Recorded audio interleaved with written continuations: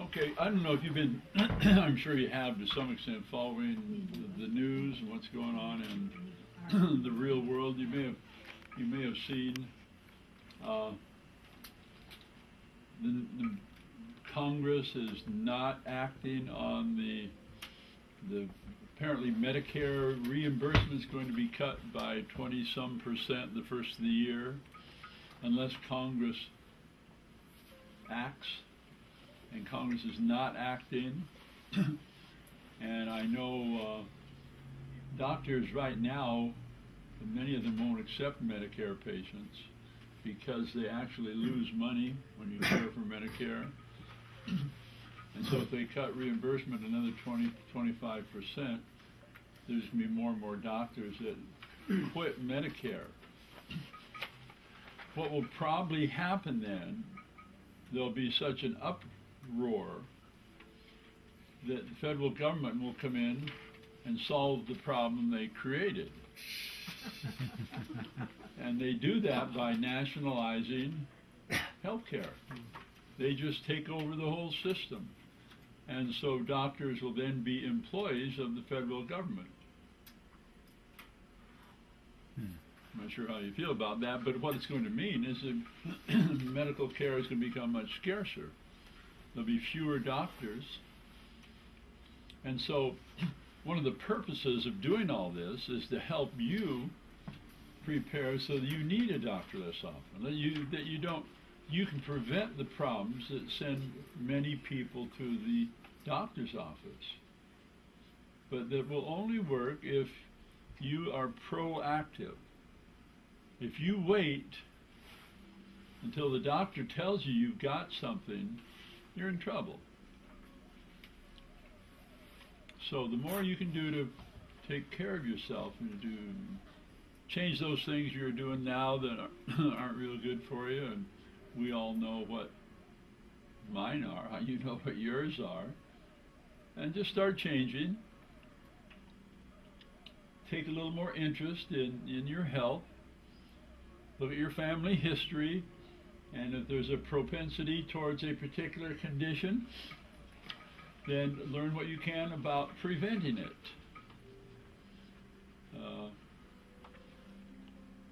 Okay, so we're going to talk about colds and flus and things like that. Number one, it's my opinion that you should not get the flu shot. If someone gets it, doesn't mean they're a bad person, immoral, or anything like that. It's just I have learned that the virus they used to make this year's vaccine was last year's flu virus. So it doesn't really relate to this year. There's all sorts of things in the vaccine that aren't good for you. And then I've read a couple books. There's one by Tom Clancy called Rainbow Six. It's about a hypothetical situation where a group of wealthy people, corporations have kind of got a bad name these days. Decided there's too many. Pardon? With a degree of justification. Well, anyway, we won't get. But they decided the world has probably twice as many people as it needs, so they figured, well, here's a way we can limit that. So they devised a delayed virus, put it in a vaccine, and then said, the usual scenario, everybody needs to get this vaccine. And then 6 months later, the plan was that half the world's population would die. And I just read recently in Connecticut, someplace back east, school children were forcibly placed in a room and forcibly vaccinated. So things are changing, and we may not be able to prevent that, but you can do all you can to avoid it if it's still voluntary. Have you noticed though what you hear the ads on TV when the baby's coughing and dies from whooping cough, and of course it's the parents' fault because they didn't think they needed to get vaccinated. Guilt trip. But anyway, study it, read about it. You make your own decision. But if you decide to get a flu shot, you better make sure your own immunity is high, because anyway, there's lots of things you can do that have nothing to do with vaccinations to prevent. What we all should do this time of year, reduce our sugar intake at least 50%. Have you ever seen, they've got some fascinating studies, you can probably find them on YouTube. You give a dose of sugar to a blood sample, and the white blood cells quit working. They just become immobile. But anyway, there's a variety of other reasons. But here's what. Now this packet I put together is a little bit repetitive. I've pulled it together from several sources. Are you all on our emails list? Y'all getting the email? Okay. If you don't, leave your email address and we'll get you signed up. And so all this is on the email list, but we'll put together several things, but so don't be, we know there's some repetition. Okay, so this time of year your diet's critical. They call it the cold flu season, but it's really sugar season. Sugar, dark, wet weather, vitamin D deficiency season. Holidays. Pardon? Holidays. No, we call it the holidays. And so your diet is very important. Lots of fluid. Now, if you have a tendency, a lot of people say, well, every fall I get the flu, or every fall I get a congestion, every fall I get a sore throat. Cut out dairy products, especially milk. Just eliminate it. It's not necessary. Milk is not necessary for strong bones, irregardless of what the cow looks like or the billboard looks like. In fact, they've studied this, and in countries that have the higher consumption of dairy products, the higher the rate of osteoporosis. That's a lie. You drinking a glass of milk will not build your bones. It's much more complex than that. You need calcium. You're going to get calcium from carrots and potatoes and all sorts of leafy green vegetables, and very few people are really calcium deficient. You're much more likely to be hydrochloric acid deficient, magnesium deficient, vitamin K2 deficient, boron deficient, all these other things that go into making up a bone. Eliminate dairy products if you have wintertime problems. Just quit drinking milk. Okay. Rest, you know how we're designed to live according to the sunlight. But we are pretty smart. We invented a light bulb, so we screw up our circadian rhythm by tricking our brain into thinking we're still in the middle of the day. And so lots of very important hormone, melatonin, has been, when we have light on, we don't trigger the melatonin release in our brain. And melatonin has all sorts of beneficial side effects besides helping us sleep. But when you stay up late, your adrenal gland can't regenerate as effectively. All sorts of things happen. Try and go to bed earlier. Wash your hands. This trend has come along. It's really very beneficial. Cough into your elbow. Don't you love it when someone coughs or blows their nose in an old handkerchief that's been in the back pocket for a week, then they offer to shake your hand? When that happens, just give them a knuckle. That's what the kids do. Just give them a knuckle. That won't offend them, and maybe they'll learn something. But don't give it. Someone called me the other day and said, "I just hate it." She has a relatively new baby, and she says, every time I go to church, all these people want to come up and touch my baby. They want to hold his hand. And a baby's hand, it goes right in its mouth, and just bite the bullet and say, no, only family touches my baby. Now, you may offend some people, so what? Mm-hmm. So anyway, let's see, any of you have new babies? No, it's not. Hygiene, standard therapy, okay.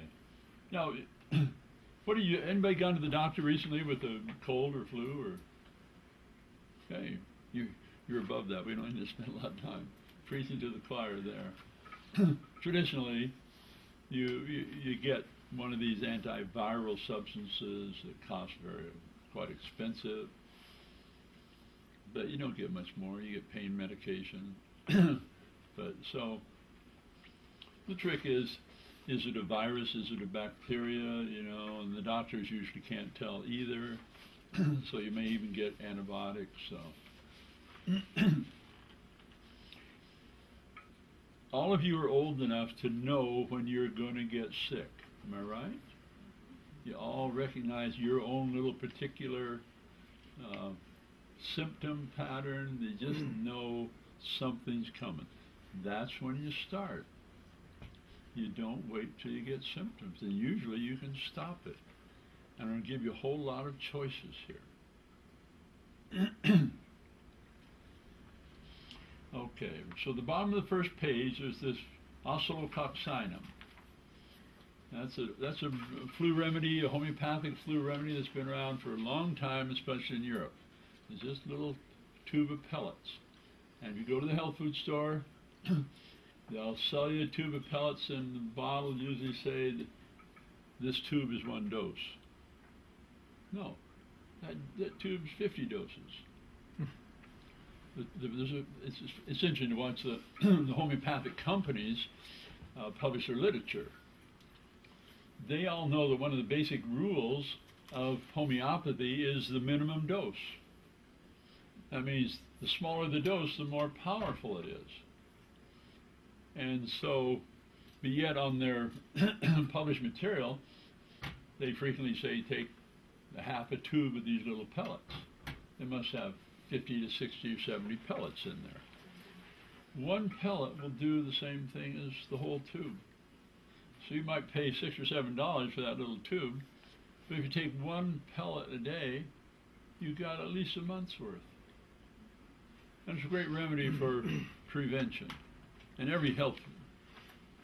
almost every health food store carries it. We carry it here, but we aren't the most convenient place. So I think a good thing to do is when September comes around, you start taking this. Now, a lot of times we're going to be talking about variables. You can do this, you can do this, you can do this. So you're forced to make a choice. And so one of the classes we teach is on muscle testing. And if you learn to muscle test, if you have someone you can work with, or, as Walter's doing here, he's learning to use a pendulum. Hold up your pendulum, Walter. Can you show them there? Oh, he's got a special package, too. He treats his with care. Mm-hmm.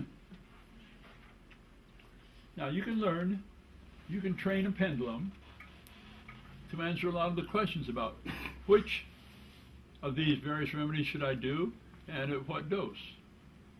But you've got to learn to use this before you want to use it.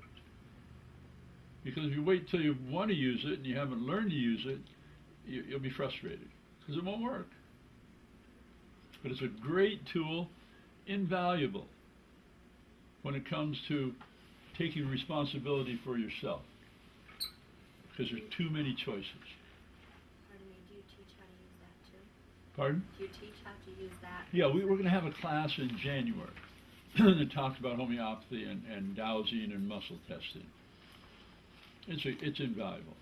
Yeah, you go to a health food store and you got 6 choices of vitamin C, you got 42 choices of calcium, all these choices. And most of the time, the marketers know if they put it at a certain eye level, you're more likely to buy it. There's certain colors they have learned attract your attention better than others. There's all sorts of things. Or you go to the guy that sells them there and says, oh, this is really a good one. What does that mean? It doesn't mean anything. Yeah. Okay, so having that skill is just very, very valuable. Okay, so let's say you're starting to come down. You go home tonight, your throat's scratchy, your ears ache, or you're coughing, your voice changing a little bit. What are you going to do? Well, here's the beginning. Look at this list tomorrow and start collecting them, because at 10 o'clock at night, it's no fun to try and find this stuff. you got to have some of this stuff. And if you go over here to page, oh, keep turning the pages. You come to a page look like this: emergency first aid. That's a list of things you should accumulate. It's not complete, but that's a list of things you should have in your home. One of the scenarios is that if we have an epidemic of flu, you may be stuck in your home. There may be quarantines. And if there's quarantines, that means you cannot leave. And so if you don't have these things, you're out of luck. So start working on these things. You know, I would guess you could probably get the whole thing for $50, $60. You know, just activated charcoal, baking soda, borax. Ever tried to buy borax lately? 20 mule team borax? It's not real common, is it? I think you can get it at Fred Meyer's, but I'm not sure where else. But it's great to control insects. It's a great alkalinizer. It's good stuff to have around. If you know, these little ants that you find on your kitchen counter or something like that, find where they're coming from and put a little pile of borax there. Mix a little sugar with it. They eat it, or they pick it up, or whatever they do, and take it back, and it kills them. Powdered sugar or granulated? Get your pendulum out and try it. You test it out. It also keeps fleas away if you put it where the dog sleeps. Yeah, it's great stuff. Okay. Get a Boy Scout manual. It's great for the minor aches and pains, and how do you make a splint out of newspaper, and what do you do if someone bleeds? You know, it's just a great, compact little kit. How to build a fire. Okay, cider vinegar. Anyway, the list's pretty explanatory. Ivory soap, one of the best things if a baby's constipated. You take a little sliver of ivory soap and stick it in the baby's rear end, and usually within 5 or 10 minutes they'll have a BM. It's a great trick. I think you could probably just use your own finger, but my father-in-law said, no, you got to have ivory soap. So have ivory soap, so it's not a it's not a big deal. Okay, but I'm constantly thinking of additional things to put on this list. So if you're on our email list, we'll keep you up to speed. Okay, so back to what do we do immediately? Now, I personally feel, now here again, everybody's got their own little way.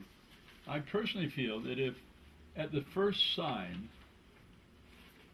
of symptoms, if you take 6,000 or 8,000 milligrams of vitamin C, one of the problems apparently with the virus, you know how viruses operate, they infect a cell, they multiply in this cell, and the cell wall breaks down, and all these little virus particles goes out and does the same thing over and over again. And this can happen within just a few hours. You get just an exponential increase in the number of viruses or virus particles in your blood. So as soon as you start to feel something, if you can get a huge dose of vitamin C in there, vitamin C will then activate viruses. But you have to take enough. And so often we underdose ourselves. What would be, any of you have any idea what would be the greatest risk of 6, 8, 10,000 milligrams of vitamin C in one dose? Diarrhea. Pardon? Diarrhea. Probably, that's the greatest risk, but it probably won't happen. You can do it, and if it did happen, no big deal. More likely you'll have a case of intestinal gas, which will come on much before you get diarrhea. So you take a large dose of vitamin C and a large dose of vitamin A. Now some people would say, oh, I'm going to do zinc, I'm going to do colloidal silver, or olive-leaf extract. All these things work well for some people. You have to know what works for you. But the trick is enough, especially when it comes to vitamin C. So don't be afraid to take several capsules at one time. If you wake up during the night and you aren't having gas, take another dose. We want to get your blood level of vitamin C as high as we can, as long as we can. And that's the only, you might find a doctor, you aren't going to find a doctor that's going to do that for you, unless you go to a naturopath, or if you'd come here, we might do it. Depends. Take a hot bath, as hot as you can stand it. Heat will also inactivate viruses. Sit in a nice hot tub of water. And if you have it, put some Epsom salt in there. You all know what Epsom salt is and what it's made out of? Magnesium. Magnesium sulfate. And you will absorb some through your skin. You can also get this magnesium that actually will be absorbed through your skin. It's called Ancient Minerals. And this is a magnesium oil. And I'll pass it around. Magnesium is hard to absorb. Just give yourself a spray on your hand. And you'll notice it's kind of an oily, that's why they call it magnesium oil. But it's just magnesium and water. There's no oil in there. If you rub it on your hands, you rub it in, it gets a little tacky at first, but within a few minutes, the tackiness goes away, and you won't notice it. When you spray it on more of your body, it actually kind of tingles. But it's great. It's great. And if you have some magnesium in your bathtub, and it's nice and hot, and your pores are open, you're going to absorb some of that magnesium. And magnesium chloride is another way to, it'll kill bugs. So if you happen to have some magnesium chloride, take a teaspoon of it. But most of you probably don't have magnesium chloride available. You have to get you can buy it, but you have to get a prescription. I don't know why. But you can go to a chemical supply house and get magnesium chloride. It's something used to de-ice airplanes and things like that. But you can buy it. It won't be medical grade, but it'll be good enough that you can use orally, and you can make up a 16% solution of magnesium chloride. Okay. What does that help with? Pardon? What does that magnesium chloride help with? The Epsom Infection. salts? Infection. Yeah. There's a whole website, magnesiumforlife.com. It's a fascinating website. I'll talk about more than... Now, another thing that I don't have written down here, but I think I have someplace else, is baking soda. Some people say that if you take a dose of baking soda, quarter to a half a teaspoon, 4 or 5 times a day when you first get symptoms. First day you take 5 or 6 doses, second day you take 4 doses, third day you take 2 or 3 doses. That'll take care of the flu. So that's why on this emergency list we put baking soda. It's cheap. You get it for a pound for less than $1. You should have 5 or 6 pounds in your home. In fact, Jonathan Wright, I don't know if most of you are probably familiar with Jonathan Wright. He's kind of the guru of alternative medicine. He's been at this for 20, 30 years, and he's well educated. He's the FDA, anyway. He even dedicated one of his newsletters to, or part of his newsletter, to this baking soda route. And if you go to that Magnesium for Life website, you can download a book about all the many benefits of baking soda. I think this guy's book's several hundred pages long, just on the use of baking soda. I had a patient whose brother had metastatic prostate cancer, and none of the doctors knew what to do, and so they said, come back in a couple of weeks, we'll have a conference on you and to see if we can figure out what to do. Well, he went home and started alkalinizing himself, and he did nothing but baking soda and water. I can't remember. He got his pH up to about 8 and kept it there for a week or 10 days. He goes back to the doctors, they can't find cancer. So now, is that going to work for you? I don't know. But if you had a choice, you want to do chemo or do you want to do baking soda? Now, the proponents of chemo are going to say, well, we don't have any experience with baking soda. Well, their experience with chemotherapy and advanced prostate cancer is pretty miserable. And there are a few side effects. But see, those are two, see if I can get this quote right. The secret of happiness is freedom, and the secret of freedom is courage.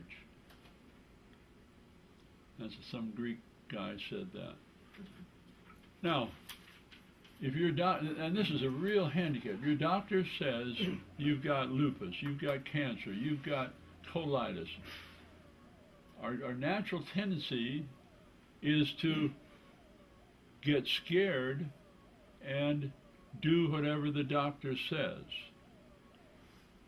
Now, if you choose to do that, that's fine. I'm not critical at all of people that do that.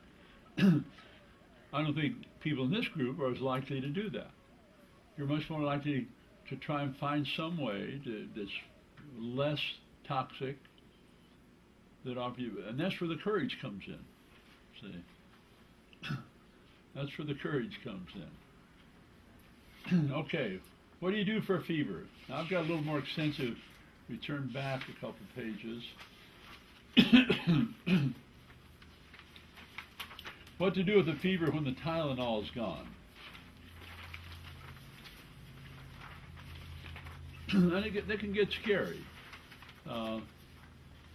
And most of the time we run to the emergency room, we run to the doctor, and that's okay. I mean, especially if you have a young child and things like that, it's very scary.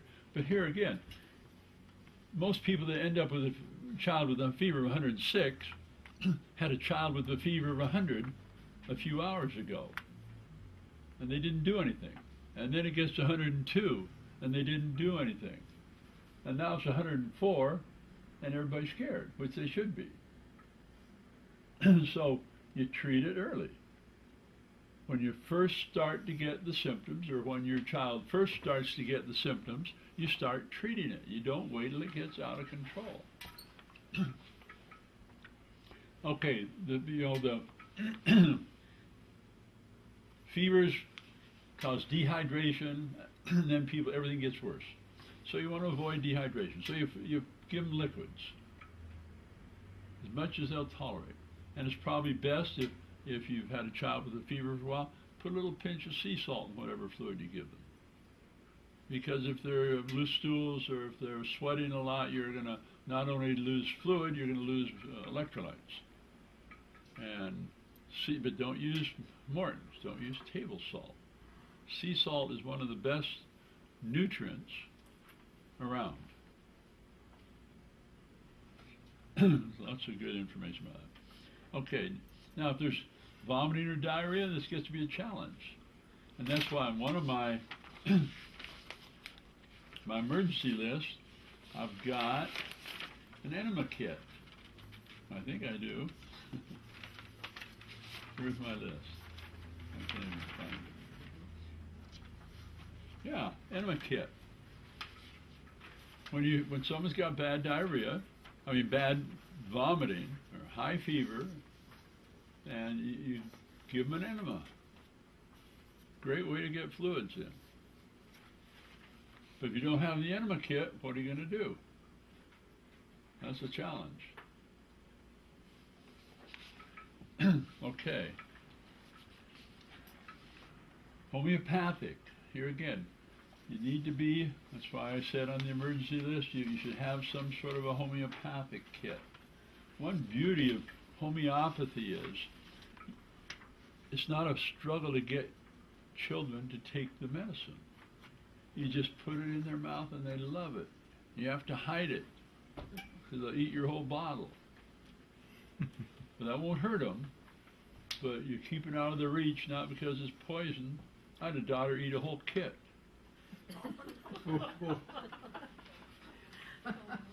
Anyway, she survived just fine. But Fairphos works, it's almost like a miracle. You give them a dose of Fairphos, and 10 minutes later you give them another dose, and 10 minutes later, almost always the fever breaks. It's just, don't have to know. Vitamin C saturation is very tough with kids, but here again, in this it's probably impractical, but if you have some way to get injectable vitamin C, that's hard. I had a daughter in San Francisco whose kid was just 2 weeks, just blah, cranky, didn't want to sleep, didn't want to eat, all just irritable. Doctor says, oh, it's got a virus, etc. Well, she got a hold of some injectable vitamin C. It's quite painful. Gave the baby a dose of vitamin C, and within 6 or 8 hours, the child was back to normal. I was just amazing. And if you look at some of these books, there's a book out called Curing the Incurable.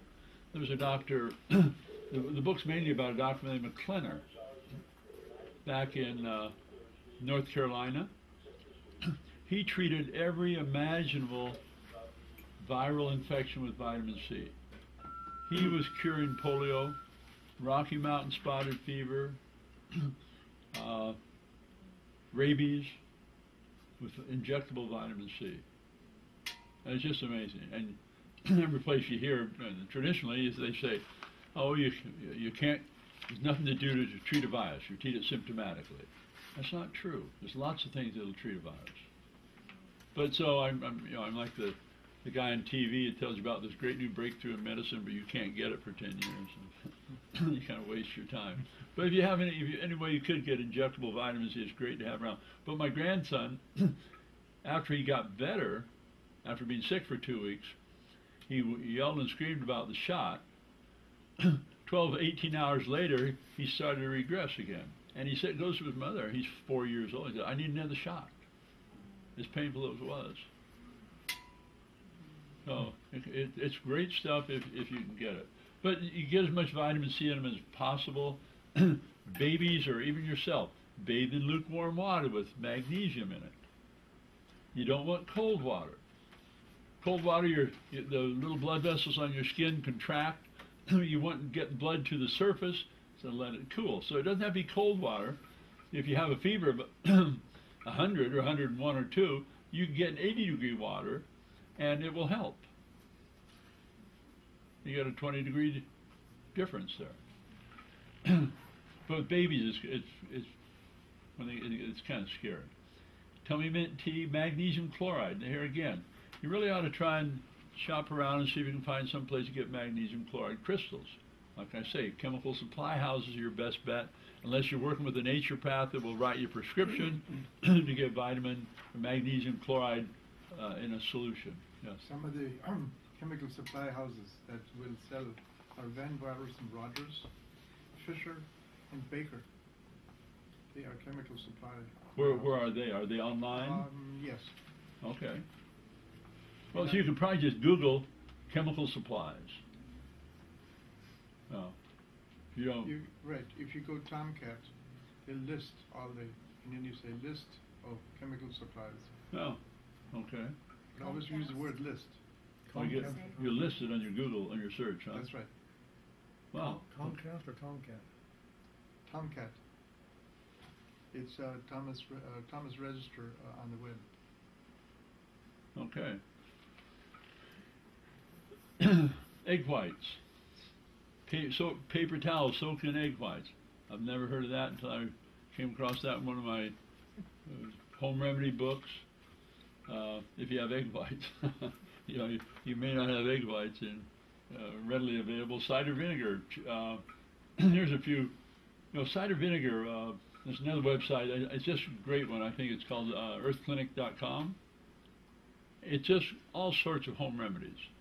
And it's kind of more of a blog because people say, I tried this and it worked, or I tried this and it didn't work, and you have a lot of people going back, and usually at the heading of any one particular remedy, they'll say 10 yays and 2 nays, and 1 was unsure. And you can read about their experiences. You get some ideas there you won't get any other place, but they're real big on cider vinegar and baking soda. So there's a couple other things. I've never heard about a hard-boiled. But anyway, these are some ideas. Keep in mind, but get the stuff you need to get before the... Have you tried all these? Pardon? Have you tried all these? Nope, I haven't. My kids don't get sick very often. But when in my home, I've got a large family, and when my first daughter was born in 1964, and I would guess we've used antibiotics twice. So we don't go to the doctor very often, and so. But I haven't tried all these because usually one of this baking soda or cider vinegar or a homeopathic remedy usually works, and so you take care of the problem. I'm getting more and more enthusiastic about cider vinegar and baking soda. I just try to get my kids to take it once or twice a day. I don't know what it is, but it just seems to really help. So you get that. One of you volunteered to read that e-book on the magnesium for life and give me a book report. I haven't got time to read that whole book. Do you have any ideas of what might happen if I were to buy magnesium iodide instead of magnesium chloride? I have no idea. I know magnesium chloride seems to be something special. You know, if someone comes into the virus infection, one of the alternative methods of treating it is with intravenous hydrogen peroxide. It's a very small amount, but you always mix magnesium chloride with it. And you can cure most viral infections within 2 or 3 days. But it's always magnesium chloride. I was trying to avoid the chlorine, and instead. I don't think you need to worry too much about the amount of chlorine you'll get. Because it'll go off. Yeah. I think it'd just be, I don't know. But I have no. You're trying to get iodine instead of chlorine, yes. Yeah, They're in the same family. Yeah, they're both halogen. Yeah, right. I don't know. I have no experience. Okay, so now we go back to this second page, back to the first page, and we're talking about fevers. Well, we've already talked about that pretty much. A cough. Cough's another thing that comes along with flu and flu-like symptoms. Now, I'll tell you one thing that works very well for a sore throat and cough, but I can't print it because I'd have to be a gargle with urine. It cures a sore throat almost immediately. And it's got a lot of science behind it, and if you want more information about that, there's a book called Your Own Perfect Medicine by Martha Christie. It talks about all the various uses of urine over the years. But it's just great for a sore throat. But the homeopathic remedies are another excellent thing. But you have to be familiar with it. You have to have a kit. You have to have some sort of a guidebook to help, because there's 100 different types of coughs. That's why, is it a sharp, barky cough? Is it a loose, rattly cough? Is it a spasmodic cough? Is it a cough like there's something stuck in his throat? You know, the homeopaths have gone to great lengths to be very specific about a cough. It's like, well, one of the things, if a child has a runny nose, they say, what is the runny nose? What's it look like? What's the stuff coming out look like? You ever pay attention to what your runny nose looks like? Is it clear and watery? Does it look like egg albumin? Is it yellow and green? Is it, just all these different, and that will make a difference in how it's treated. So having a little homeopathic kit is very, very helpful. Or just having the cell salts around. You'll be able to treat a lot of these things. Then there's the traditional ones. There's herbal teas you can get, slippery elm, there's lots of things like that. And here we get back to iodine. Iodine has a whole lot of benefits in our lives. But one thing is, it thins out mucus. If you've got a lot of thick, sticky mucus, taking iodine regularly will somehow thin the mucus. Now, it won't be it immediately, but within a day or two, you should start noticing a difference. Almost everybody's iodine deficient. And like was mentioned here, he's interested in getting rid of some of the chlorine, or taking less chlorine in. And iodine is something that can be used in place of chlorine and actually helps increase your excretion of chlorine if you get enough iodine. But when we don't get iodine in our diet, and we always are inundated with chlorine and fluoride and bromide, then we get lots of things go bad. Yes, Ken? Liquid iodine or sea kelp or what? Where would you get that source? Well, kelp's great if you had started 40 years ago. So Japanese intake of iodine is much, much higher than ours because a staple of their lives are sea vegetables. They eat a lot of sea vegetables, which are loaded with iodine. Any of you eaten kelp lately? Besides a sprinkle? Yeah, we use a little sprinkle of kelp, and you will get a little bit of iodine. I just noticed the other day on a sea salt package, they said, this does not contain iodine. Well, sure it does. If it really is sea salt, salt water has iodine in it. But I think what they mean, really, we haven't added iodine to it like we've done to all the other salts. Do you know why they add iodine to salt? Because they refined all the good stuff out of it? Yeah, they've taken, why do they, they enrich bread. Why do they enrich bread? Because they stole from the bread. We get our tax refund, like, oh, thank you, Mr. Government, you're giving me some money. No, whose money is that? Well, yeah, so but kelp is great if you want to use it as a seasoning, but you're not going to catch up at your age with your iodine deficit. I'm almost certain. By taking kelp, the recommendations by some doctors are now that people take 10, 12, 15, 20 milligrams of iodine a day. And I think the RDA is about 100 micrograms. See, you have to understand what an RDA means. That's the government's recommended daily allowance. How do they arrive at that dose? Well, it's not quite that. There's a little logic behind. One way is, 75, 80 years ago, goiters became sort of endemic in the Midwest, and they eventually found out it was an iodine deficiency. And so they said, well, how much iodine do we have to have in our diet to prevent a goiter? And so they studied that, and they found out it was about 100 to 200 micrograms of iodine a day, and you would not get a goiter. And so they assumed that's the only reason we need iodine is to prevent a goiter. Well, and so most of us are iodine deficient. And then you have to understand that when we drink chlorinated water, iodine and chlorine are very similar physically. Mm. And iodine and bromide are very similar. And iodine and fluoride. If you remember that periodic table of elements, there's one column, then you all hate it. You see all these numbers and symbols on the wall, and you think, oh, gee, I got to remember all that. But over on one side, there's the halogens, and there's fluoride, chloride, bromide, and iodine. Now, when you don't have enough of one, the body uses the other things in its place, but the end result is not the same. And so that's one reason I think a lot of people have a thyroid deficiency, even though the blood test looks pretty good. So anyway, by taking iodine, you can dramatically increase your excretion of the things you don't want, especially fluoride. Quite a dramatic increase.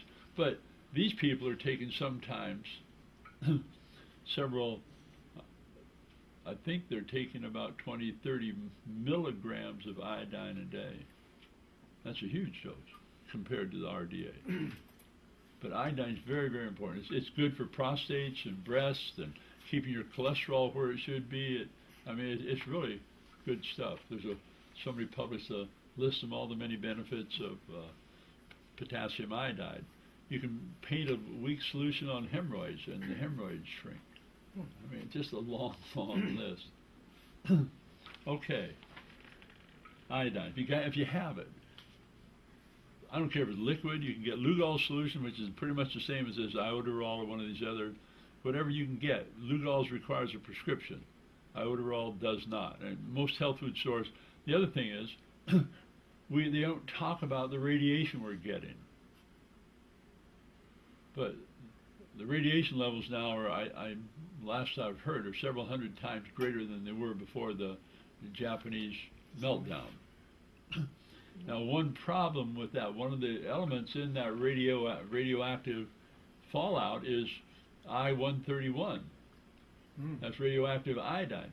Well, since our thyroids are the biggest magnet in our body and next to our breasts and prostates, that's where it's going to accumulate, especially if you're deficient.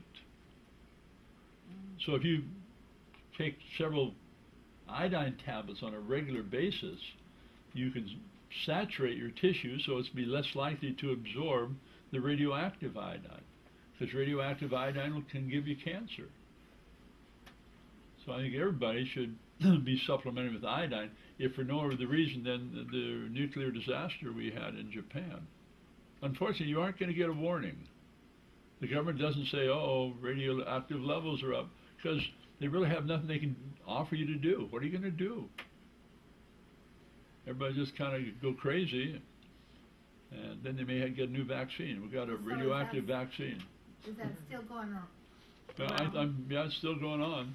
There's some websites, I can't remember where they were, but they monitor fall. You see a big map of the United States, and they monitor the radioactive level. Strontium is in the soil, it's probably in our milk now, and so we're getting a pretty good dose, but we just aren't aware of it. So there's lots of good reasons to take iodine. You know, right after that happened, you couldn't get iodine in the health food stores. The shelves were just empty. But now this kind of calmed down, and people kind of forget. And so, but take iodine. It's good stuff. I found the cheapest place you can get potassium iodide is Vitacost on the web. Okay. They're Good. about 60% of everybody else's price, and they didn't run out. Wow. Well, no one knew about it. They're in Salt Lake City on Lamb Boulevard. You know, right where did you? I used to live in Salt Lake. Okay. Fine. Okay. So, someone has a fever, don't feed them. You know, give them lots of liquids and things like that. You know, if nothing you do brings it down, then you may have to use aspirin or something like that. But almost always, if you do these other things, it'll come down. We talked about the cough, aches and pains. Another great thing is MSM. You know, MSM comes from DMSO. DMSO is a great anti-inflammatory. MSM, you could rub MSM on a person, and it would do a lot to help relieve aches and pains and probably fevers. MSM lotion is just super stuff. Okay, diarrhea. Now I've got a page here on diarrhea.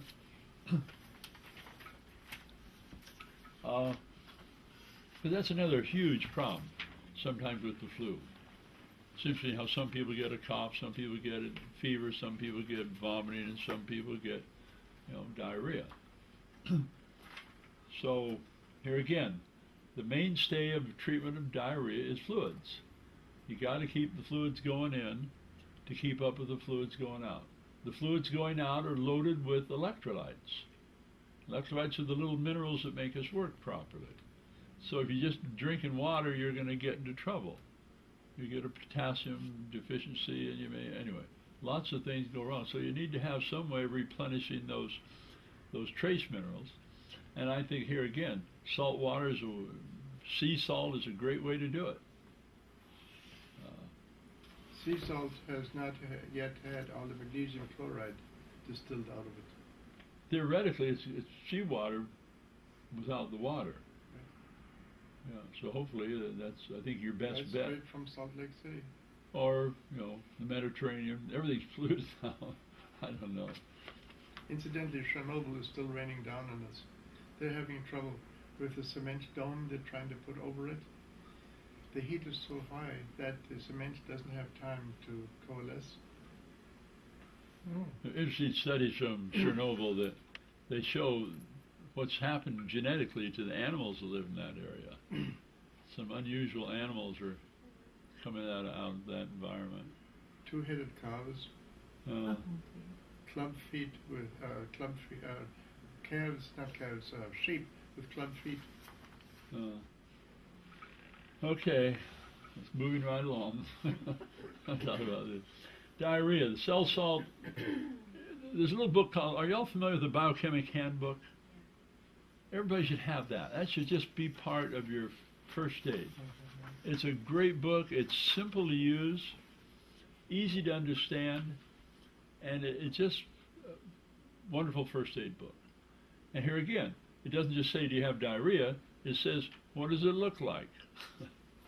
Great. Just why I wanted to spend my evening looking at someone's diarrhea. But it's important in the treatment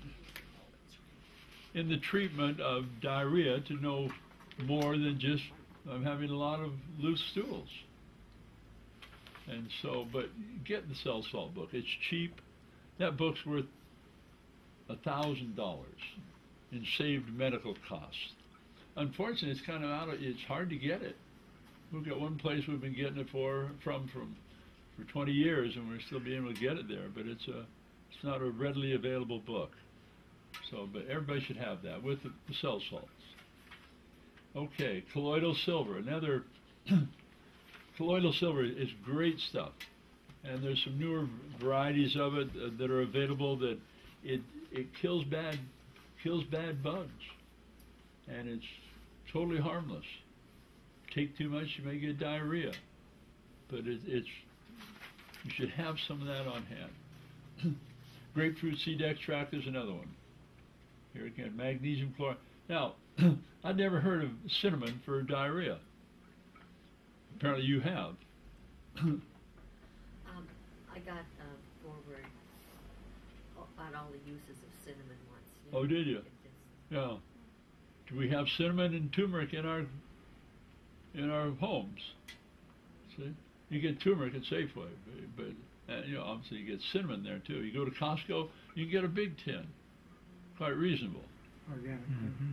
Yeah, so have those things available.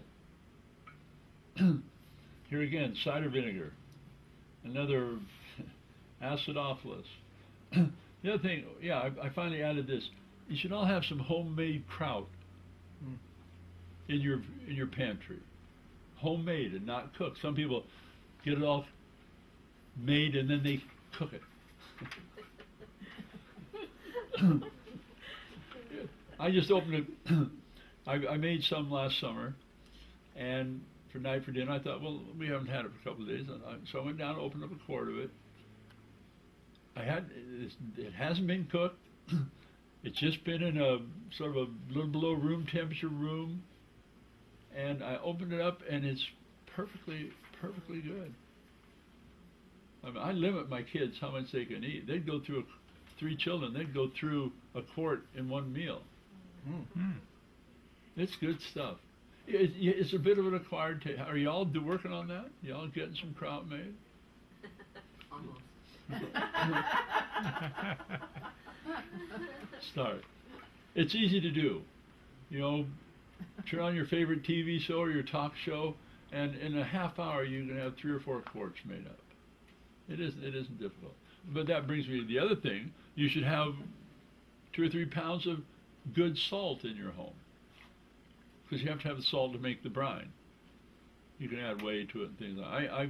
I pour off the liquid from plain yogurt, get Nancy's yogurt or something, and you take a couple servings out, and a little liquid accumulates, and I pour that off into my whey container.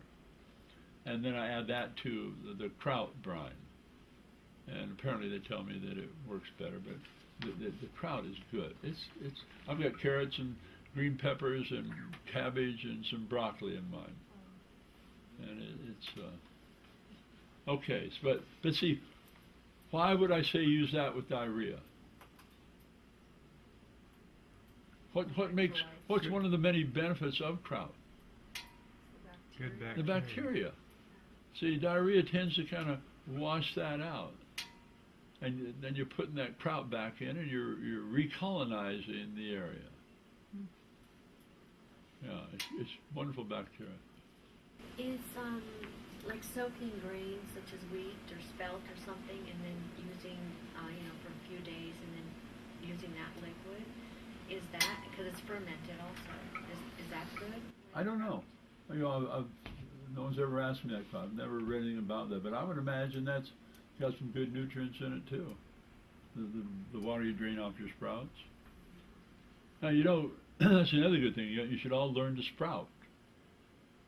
You should have some good grains there that doesn't take fancy equipment. All it takes is some some sort of a cloth and a quart jar. You put it in and turn it upside down and drain it. And you do it, water it and drain it again next day. Because wheat has, it's loaded with nutrients, but they're different nutrients at each stage of its growth. So the whole grain is, you chew it up and you get a big wad of, gluten stuff in your mouth, but then you sprout it a day or two and you get another set of some additional nutrients. Then let it get an inch or two long and eat it that way too. It's loaded. Then you start getting chlorophyll and the green stuff. And chlorophyll's magnesium. And don't throw out the water when you're draining the sprouts? Pardon? Do not throw out the water when you're draining Well, the I sprouts? don't know. If you're getting organic wheat, why not use it? Yeah. That's the other thing. You ought to be storing water. If electricity goes off, so goes the water. Yeah, so. Okay.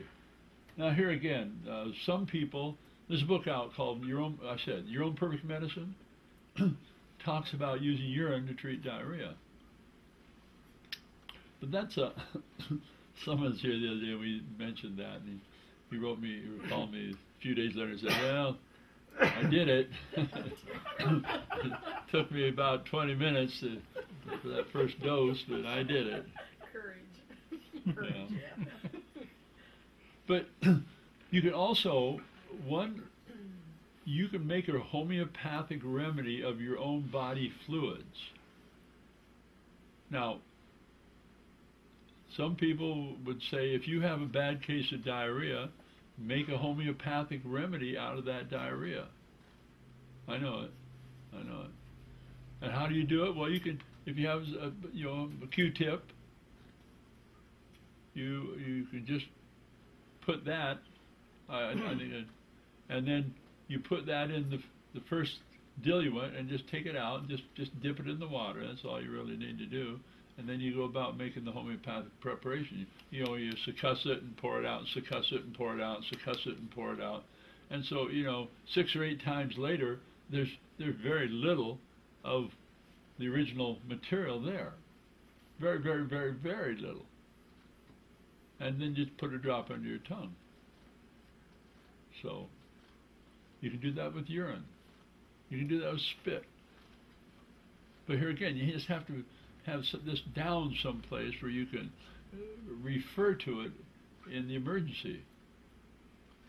It's hard to keep track of all these things when the house is on fire or the water's shut off or anyway. But keep those things in mind. I would encourage you to get that book, Your Own Perfect Medicine.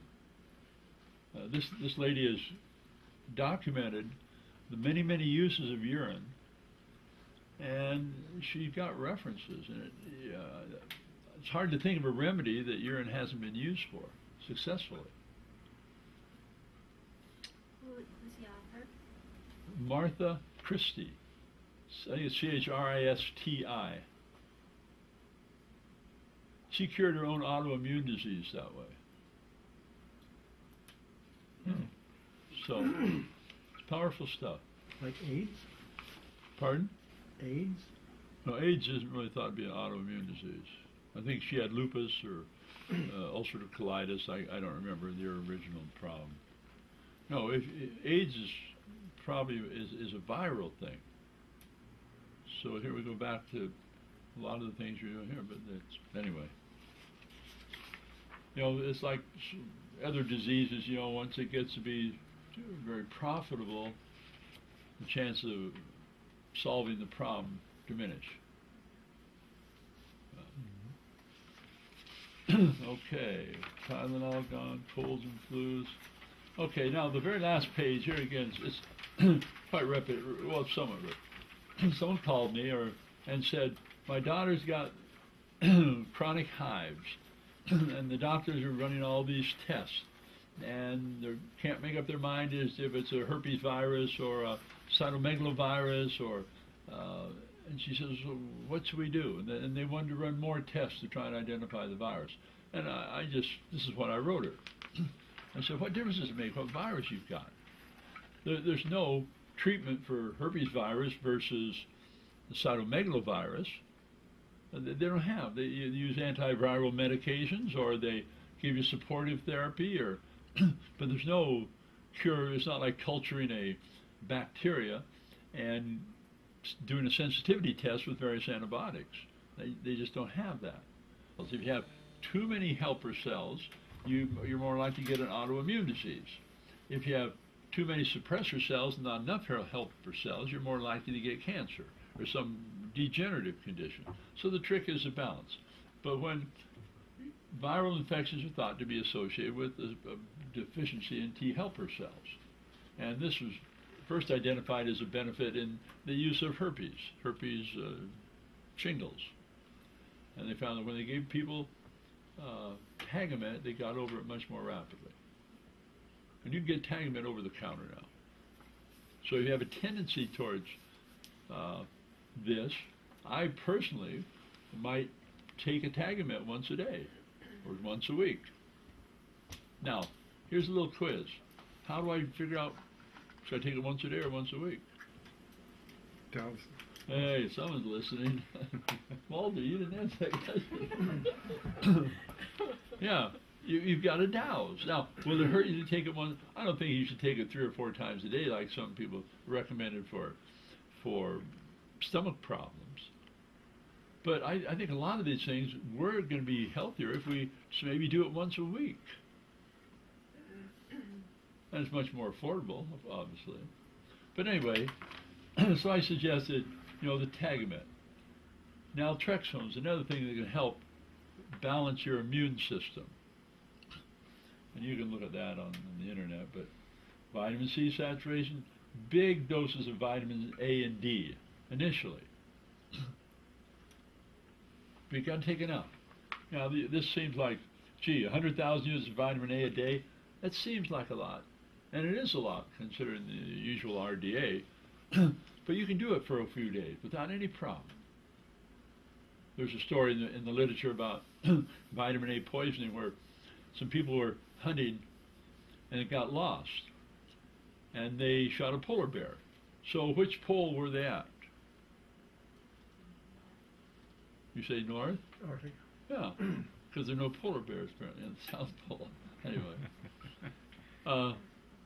They shot a polar bear liver, and they ate polar bear liver, and they survived.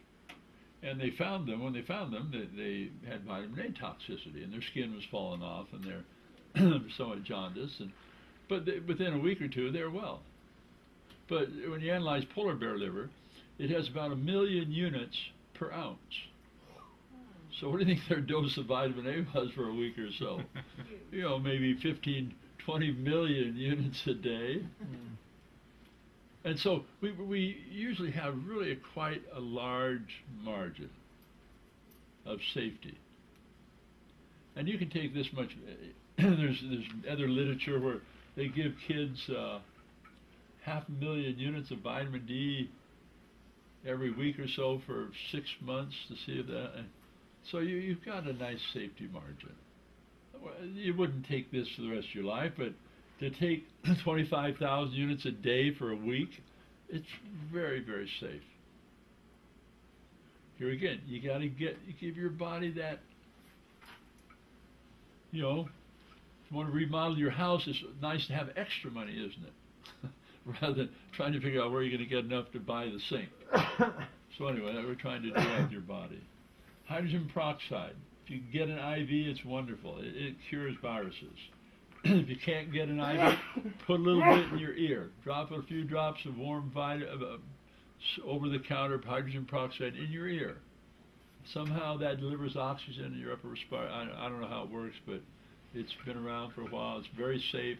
You should have a few bottles of hydrogen peroxide in your homes with the baking soda and the magnesium chloride. I've heard there's some kind of hydrogen peroxide that has preservatives in it. Most of the stuff in the store does. Sure, if you can get 35% food grade peroxide, that's even better. But then you have to dilute it. My son once thought he had 3% at the store, but it was 35%. He took a teaspoonful. It looked like a rabbit animal. He just foamed. He was pretty unhappy, but. He survived. If you get 35%, you probably won't be able to store it in a plastic bottle very long. You can. You can buy big drums of 35% in this heavy-duty plastic. I don't know for sure what the material was. I see. Okay, different material. Yeah. And we've got a 10-gallon drum. And I think even you can get 35% in some health food stores. Wow. In gallon drums. And yeah, you can get it just about any size. You can go online. You don't know about that online, Walter? No. Yeah. Okay. Coconut oil, another great remedy for just about whatever ails you. But you got to take enough. You just use a tablespoon. Now it's not. It doesn't seem like much, but just put it in a cup of tea. You'll see a little oily film on the top, but it won't change the taste. I have a container right by my cooktop. Like I made oatmeal this morning, and I put probably 2.5 tablespoons and just put it in the water. It boiled up, and everybody got a nice dose of coconut oil, and no one knew the difference. Don't put it in a smoothie though, because you can never get the stuff clean. It's just little tiny pieces of coconut oil all over the place. Anyway. There is a slight flavor to coconut oil. Well, I think there probably is to some of it. I haven't really noticed. Maybe I've got a zinc deficiency or something. I don't. My taste isn't that sensitive, but okay. So if you do those things quickly, most of the time you can stop a virus. So go to your list here. Start working down that list.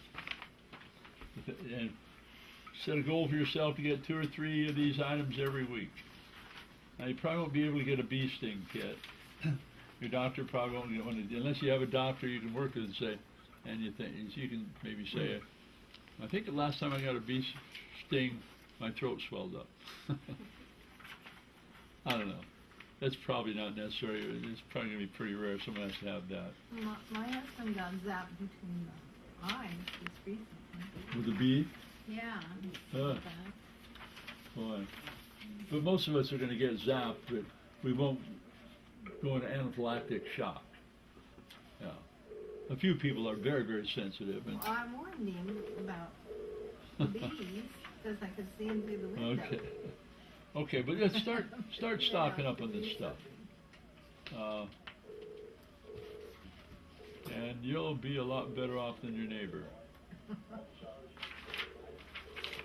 So, does anybody have any questions about any of that? Yeah. Last meeting I attended, you spoke about a magnesium shot. Yeah. What kind of magnesium shot? What quantity? It's What dose? magnesium chloride. Oh, magnesium chloride, I see. Yeah, intravenous magnesium chloride. You can also, I used to treat people with chronic high blood pressure. You can teach them to give themselves a shot. Now the magnesium sulfate shots are a little more painful. There's a great anti-aging form now. It's called Gerovital, and that consists of magnesium and procaine and potassium. And you give that as a shot intramuscularly. But magnesium lowers blood pressure very nicely. Yeah, but unless you go to a naturopath, there's a few MDs that'll do it for you, but most have not heard of it. Are they? Yes, sure. Where do you get the handbook, the biochemic? We've got them here. You do have them? Yeah, we've got them here. Just happen to have them here. Where does one get the intravenous vitamin C? Naturopath. Ken Welker, he's an MD here in town. There's a Terry Young in Salem. There's a Helen True in Medford. John Green in Portland. But if you can find a naturopath, give them a call and say, not all of them do it. Just give them a call and say, do you do IV vitamin C? Now they tell me there's a new form of vitamin C. It's called liposomal vitamin C. Now I've heard that you almost get blood levels that are comparable with the intravenous injection by using the liposomal vitamin C. Is that oral or injection? It's oral. It's oral. But Linus Pauling used ascorbic acid, and he didn't feel there was any difference between the cheapest form of vitamin C, ascorbic acid, and these fancier ester C and liposomal C. But his opinion was ascorbic acid is the critical part. He did quite well. He lived a long time, and Dr. Klenner that was using it to treat all these infectious diseases. He used it to treat snake bites. He used it to treat. It's a fascinating book because you think there's nothing to do for these diseases. You can't cure rabies with vitamin C. He did. During the polio epidemic, this Dr. Klenner in North Carolina he didn't have to put anybody in the hospital. None of his patients went to the iron lung. And he just gave them shots of vitamin C every 6 hours. Now, it's fascinating history, fascinating reading, because because most doctors have never heard of that. When we grew up, viruses can't be treated except putting on. Any of you remember? I'm sure some of you know people that were in an iron lung.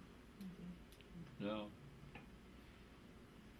not fun, but they survived. And but what would be better, an iron lung or a shot of vitamin C? It's too bad. How do you spell the last name of Ken Welter? Welker. You have to look up Oregon Optimal Health. He's not listed any other way in the phone book. Yeah. But I think there's several nature paths locally that are doing IVs. We might get one to come work out here. That we're thinking about doing. So, I was going to put a little plug in for, there's a book we've got out in the front counter. It's called Antidepressants, Antipsychotics. It's a book that will help people get off those medications, show them how to do it, and all the risks associated with being on those medications. Local author, but it's well referenced as well, and it's a great book. Talks Prozac. Prozac's loaded with fluoride. Did you know that? It's full of information like that. And it's not just if you have someone that's ADD or ADHD. It's a great book for them because it gives them a plan of getting off those medications. The longer you're on the medication, the greater your risk of problems the rest of your life. It's really frightening. So. What's in Ritalin? Well, I haven't memorized the whole list. I don't know, but it's not good. And unfortunately, it works on a lot of kids, and so it's a whole lot easier than figuring out what else to do. And that's one of them. Doctor, 22 years ago, I went to work at the school district, and there would be children that would go into the health room for their Ritalin. And it seems like when I first started working, there were just a couple of children who had to get meds. And when I retired 22 years later, that office was just a rotation of children. What's really frightening is all these diagnoses are subjective. There's no objective criteria to making that diagnosis. And there's all these psychological, psychiatric diagnoses that have no objective basis. I mean, you can't do a biopsy and say, oh, you got ADD, or you got depression. I had a lady today, depressed for 8 years on medications. Then finally someone said to her, well, why don't you go off gluten? 3 days later, she was almost well. But it wasn't her doctor that recommended that. It was her friend. I mean, it's vicious.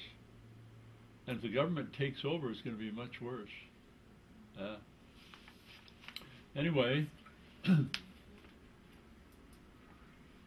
any more questions? Yes. I have probably a dumb question. Oh yeah, If you're that was a dumb question. If you're gluten intolerant, Pardon? if you're gluten intolerant, can you eat the wheat sprouts? Yeah, I think you probably can. But you better try it. You know, I would say if someone's gluten intolerant, 20 years ago I took a trip to California. I heard about a guy doing urine therapy in his office in California, so I wanted to go. So I visited him and talked with him and talked with his patients. He was treating a lot of food allergies. People would come to his office, he'd give them a shot of their own urine once a week, and they loved the therapy. They started eating foods they could never eat before. If I thought I had a bad gluten intolerance, I would give myself a shot of urine once a week, and then challenge it. Yeah. The urine just orally? Pardon? You take the urine just orally, or? No, I do. I do it orally too. I've read her book a couple times, so I'm convinced. Maybe that's why I was a urologist once upon a time. but I would do both. I would. There's a report out of Israel that people that drink their own urine have a significantly lower risk of colon cancer. So anyway, yeah, I don't know about wheat sprouts, but if you're starving, I'd try it. I think you might tolerate it. Some people say if you're gluten sensitive, you could eat Ezekiel bread. I don't believe that, because gluten is in wheat sprouts. But I don't know. You'd have to. I couldn't answer that. See, everybody's different. And Udo's got a bread out called gluten-free whole wheat. Well, I'd muscle test it before I'd. Yeah, we hear those things. There's gluten-free oatmeal, and there's. I don't know. You just have to. But see, the beauty of muscle testing is if you were comfortable doing it, you could write the name of it down and test it. You don't even have to have the stuff there. You just have to help your brain identify with that energy field. Well, 10 years ago when I met her, and she was doing that, I thought this was voodoo. Now I'm convinced. Now you're convinced it's voodoo, huh? Yeah, well, that's when some of the stuff she was doing, I figured, man, this is totally. I'd never heard it before. This sounded, but after being married to her for 10 years, she's right more than she's wrong. I was, my father-in-law was a PhD in plant genetics at Oregon State, and when he first, this 35 years ago, we were playing around with this, and he just thought, what in the world are you doing? Just like you. He just poo-pooed it. So one night we were over at his house, and we said, okay, let's just do a little experiment. So we wrote some on pieces, a little tiny piece of paper, and we folded them up. You couldn't tell the difference between which was, and we'd write chocolate cake and Coca-Cola versus fresh cherries or tomatoes. And so we'd take a piece of paper, hold it in his hand, and we'd test him. And so neither one of us really knew what it was. 80–90% of the time, he tested weak on the chocolate cake, and boy, his eyes were big. This can't work. We did it 3 or 4 times because he didn't believe it could really work. But then after that, he was he did the old flip-flop. He was such a staunch supporter. He read all the magazines. He was just a brilliant guy. So you need these tools to really survive and to gain the confidence you need to take this responsibility. You need a tool like this, and it's just a great tool. But you got to do it. You just got to. I'd like to say, to challenge people, if you learn to play the piano and just learn these 3 or 4 simple songs in the next 3 months, I'll give you $10,000.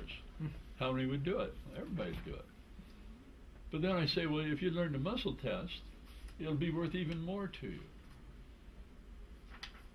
But not Most cash. don't. Most don't do it. Because it's not payable in cash. Pardon? Because it's not payable in cash. Well, that's right, it isn't. But, you take the bottle says take 4 a day, and you test you only need 2 a day. And then all of a sudden you save $19. That's what she's Not doing. quick. Well, glad you came, and hope it's worthwhile, and keep learning.